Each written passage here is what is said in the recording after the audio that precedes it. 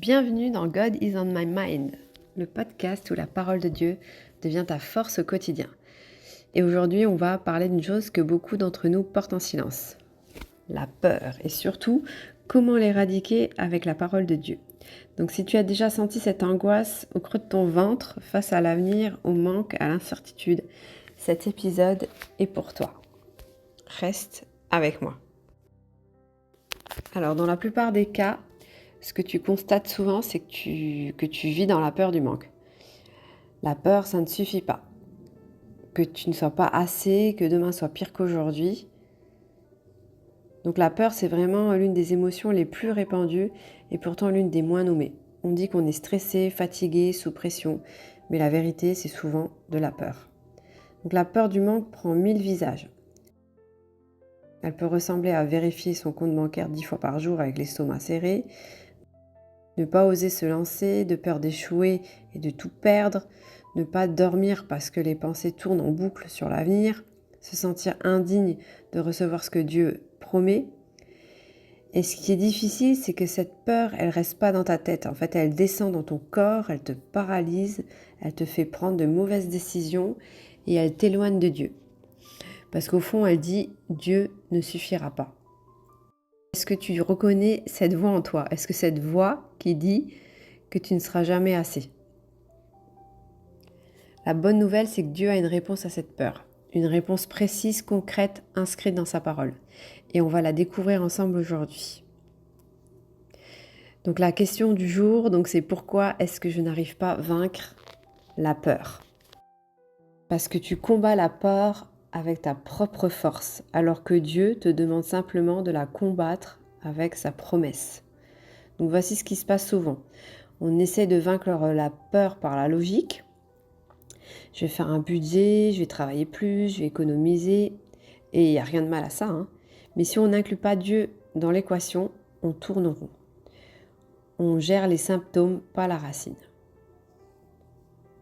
Donc les 3 mensonges de la peur, c'est souvent Dieu m'a abandonné dans ce moment difficile, mes ressources dépendent uniquement de mes efforts et l'abondance que Dieu promet, c'est pour les autres, pas pour moi.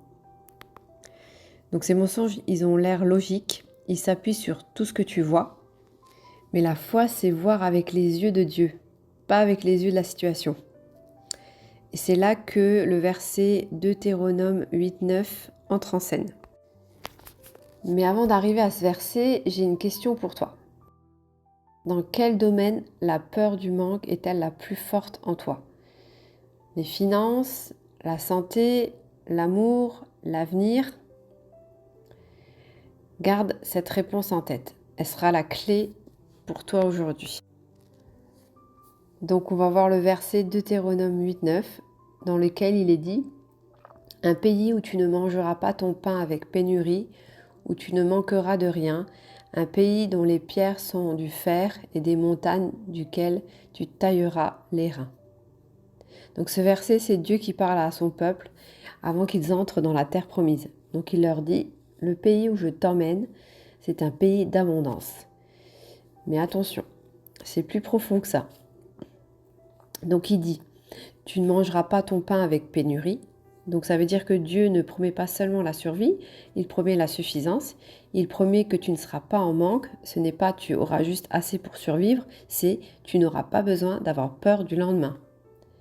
Ensuite il dit où tu ne manqueras de rien. Cette phrase, elle est absolue. Dieu ne dit pas presque rien, il dit rien. C'est pas une promesse vague, c'est une déclaration divine sur ta vie. Donc la peur du manque n'a pas de fondement dans la promesse de Dieu. Il dit aussi un pays dont les pierres sont du fer. Donc les ressources dont tu as besoin sont déjà dans ta terre. Dieu ne t'envoie pas dans un désert, il t'envoie dans un lieu déjà pourvu. Donc tes ressources, tes talents, tes connexions, tes opportunités, ils sont déjà là. C'est la peur qui t'empêche de les voir. Donc ce que ce verset révèle, c'est que la peur du manque est un mensonge spirituel. C'est pas une réalité, c'est vraiment une perception déformée de ta situation. Donc une perception qui ignore la présence et la promesse de Dieu. Donc Dieu ne gaspille jamais ta situation de manque, il s'en sert pour développer ta confiance en lui, purifier ta foi, la forcer à dépasser ce que tu vois et te préparer à recevoir quelque chose de plus grand. Et Dieu n'a jamais dit « tu n'auras jamais peur », il a dit « je suis avec toi dans ta peur ». Et sa présence change tout. Alors concrètement, on va voir ce que tu peux appliquer pour justement ne plus avoir peur. Donc cette semaine, choisis de remplacer chaque pensée de peur par une déclaration tirée de Deutéronome 8.9. La première chose, parler à Dieu. Donc tu déposes ta peur précise, tu la nommes à voix haute devant lui chaque matin pendant 5 minutes.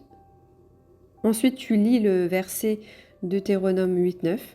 Tu lis le verset à voix haute, tu insistes sur « tu ne manqueras de rien ». Tu fais ça chaque matin au lever.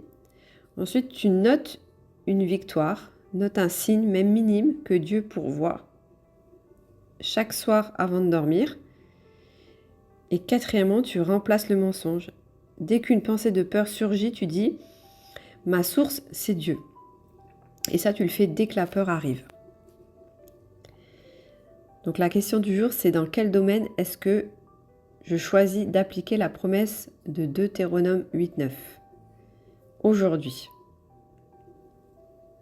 Je te laisse réfléchir à ça. Et maintenant, je veux te proposer quelque chose. Donc de répéter cette déclaration à voix haute ou dans ton cœur si tu en as envie. Je déclare que je vis dans un pays de suffisance, je ne manquerai de rien car Dieu a déjà pourvu. Je choisis de faire confiance à ses promesses plutôt qu'à ce que mes yeux voient en ce moment. La peur n'a plus d'autorité sur ma vie, Dieu est ma source et sa source ne tarit jamais.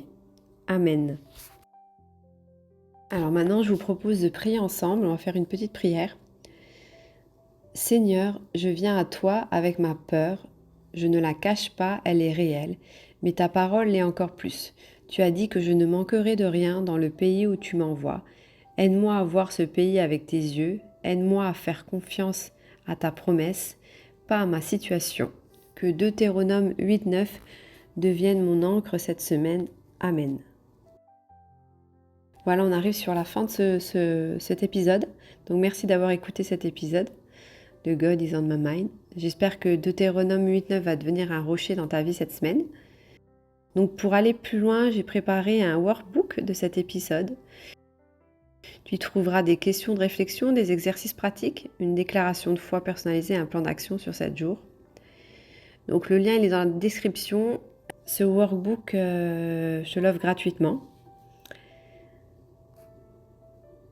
Donc il pourra justement t'aider à ancrer ce qu'on vient de dire aujourd'hui.